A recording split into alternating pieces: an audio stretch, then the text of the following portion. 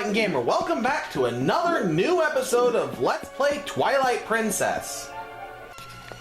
I've given you the anatomy of the Goron. I gave you the anatomy of the Zora. I gave you the anatomy / origin of the Twilight. Well, whenever I did the anatomy of the Twilight, I said that I was considering doing another. That was a little bit of a white lie. I had already planned on doing this one for some time. Remember earlier when I said don't just discount something for being weird and always look into it more, always try and figure out why it's the way it is?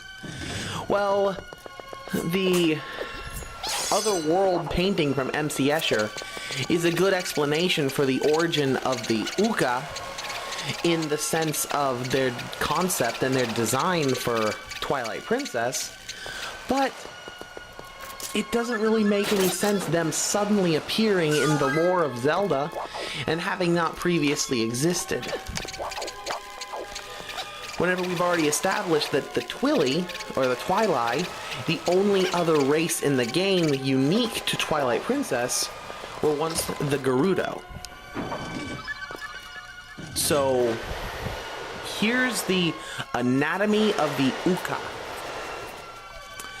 The Oocca are similarly shaped to cuckoos,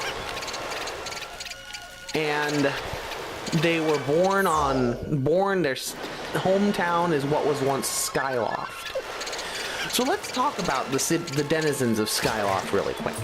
There are only two creatures other than Batro that really call it home.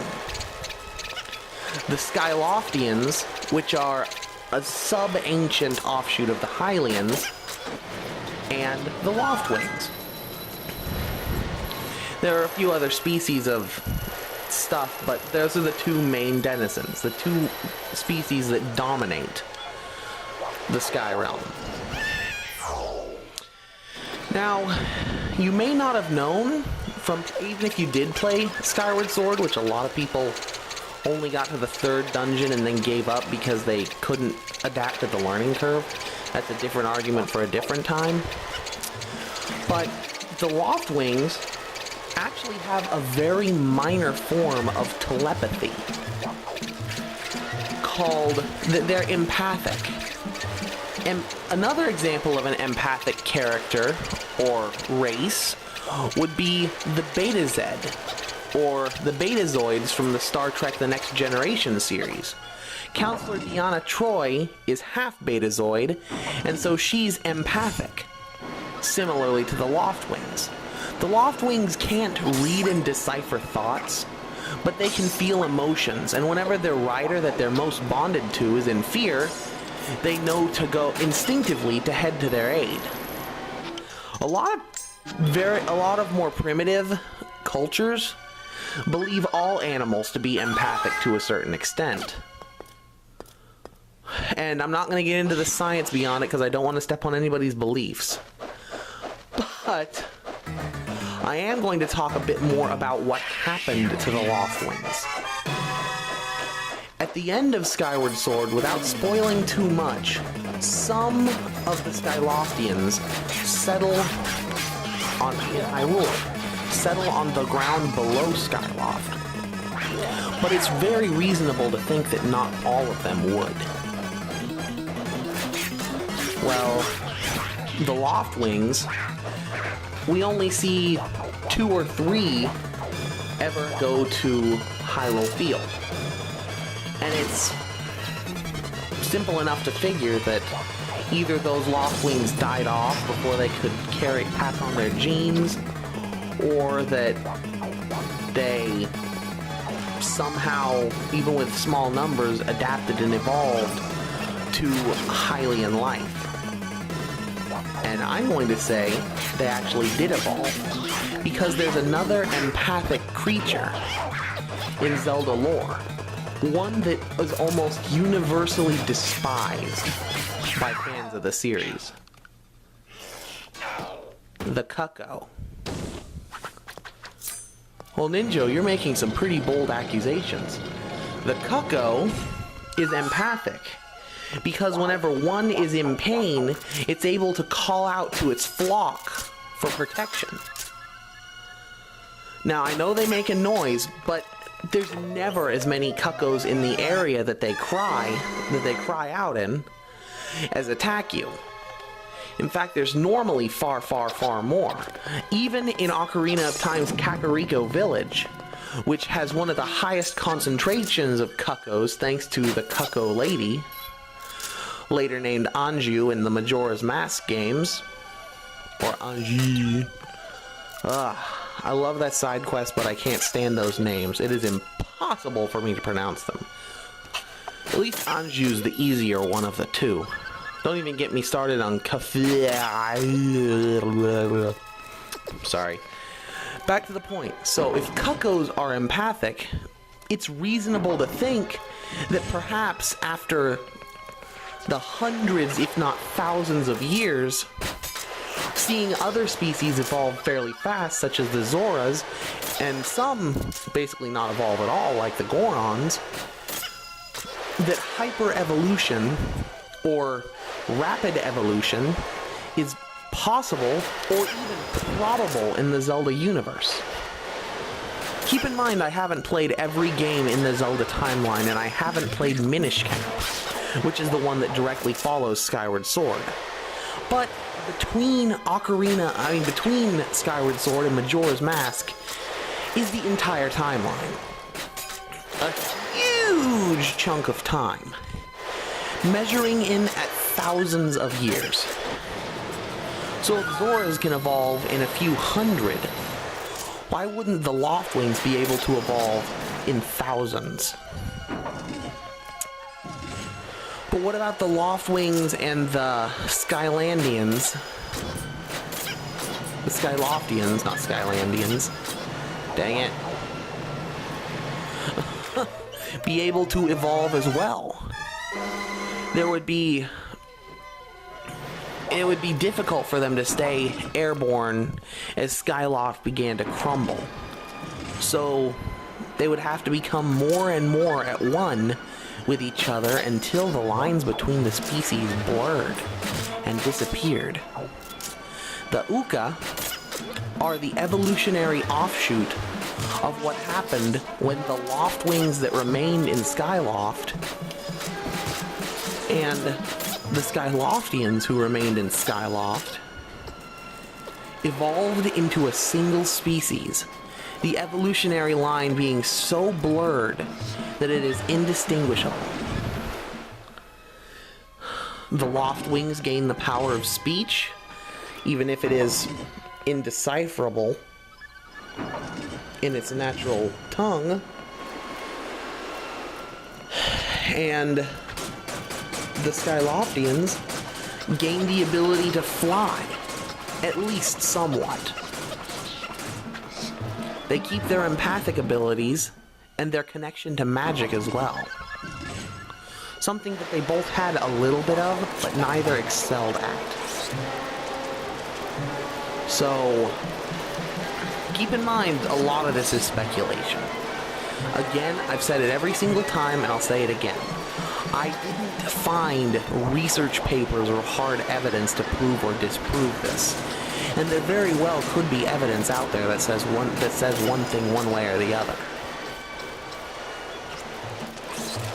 Anyways, so if we've determined that the Cuckoos are the Loftwings that left Skyloft, the Hylians are the Skyloftians that left Skyloft, including the blood of the hero and the blood of the goddess, then if the Oocca are a evolutionary fusion of the Skyloftians and the Loftwings that stayed behind, what does that make the Oocca? The Oocca are one of the most perplexing creatures in the entire Zelda universe. They look very odd, and you can't really tell what their anatomy is looking at them. The green specks on their chests look somewhat like nipples, but I can't say for sure, or I can't exactly confirm or deny that those are breasts, which is probably why the game was able to get away with a T for teen rating, because if it was obvious, yeah, M for mature if they're lucky. But it's definitely the strangest species in the game. So what if the Oocca aren't biological creatures at all? What if they're mystical creatures? What if no dressing or undressing of their anatomy gives it any sense? You can't call them avians, because even though they're bird-shaped, they have human-shaped heads and they possibly have breasts. They don't really have the plumage to be true birds, but they're able to sustain short flight. Notice every time you pick up a cucko, whether it be in A Link to the Past or Twilight Princess, they always lose plumage while you hold them over your head, indicating that they have thick, coarse down. Well, the Oocca don't lose any feathers, because they don't have feathers, they have fur. But feathers, especially tail feathers, which they clearly do not have, are crucial to being able to achieve and sustain flight, even for a short amount of time.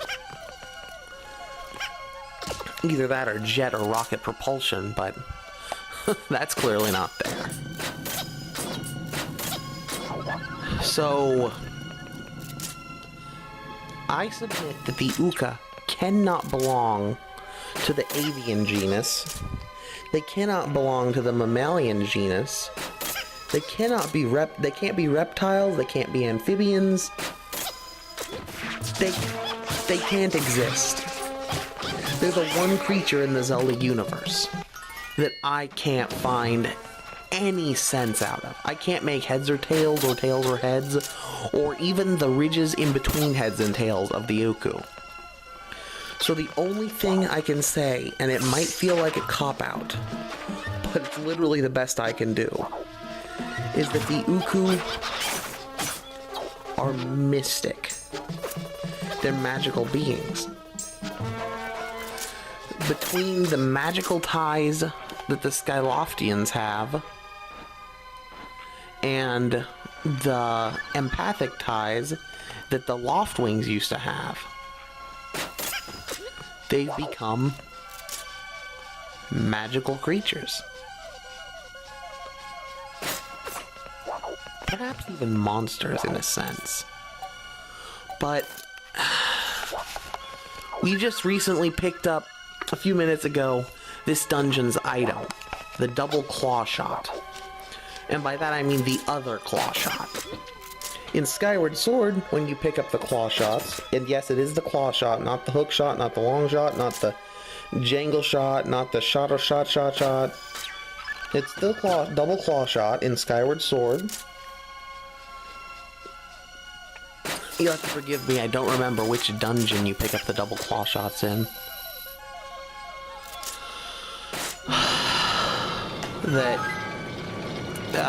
Sorry. They're scattered in Twilight Princess. And one is in the remains of what we've determined to be Skyloft.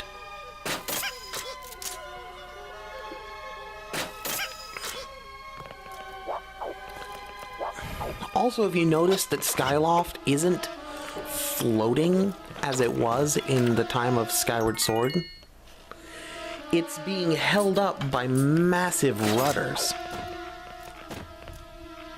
Well, that doesn't make any sense at all, Ninjo. Actually, it does.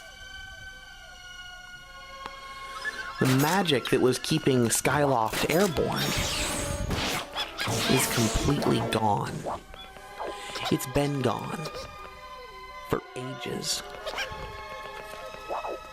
There might have been a tiny bit of it left in the time of Ocarina or Majora, but by the time of Twilight Princess, it is flat out gone.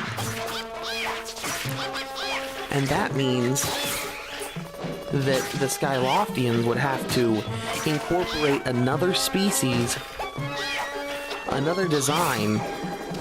They would have to use technology to make up for the lack of the magic.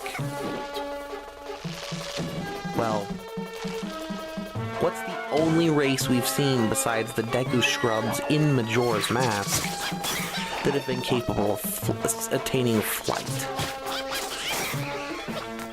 The ancient robots. The ancient robots from the Lanayru province in Skyward Sword. One of the missing races. Even though they were already defunct in the time of Skyward Sword. But even though the ancient robots would have crumbled to powder, one of the residents of Skyloft, one more likely to stay behind, his father studied the ancient robots and had even acquired and repaired one. You need it to finish the campaign in Skyward Sword. So, that's my reason behind those giant propellers all over the city in the sky. Is the technology from the ancient Lanayru province, long before it ever became Lake Hylia. And after it was a great sea.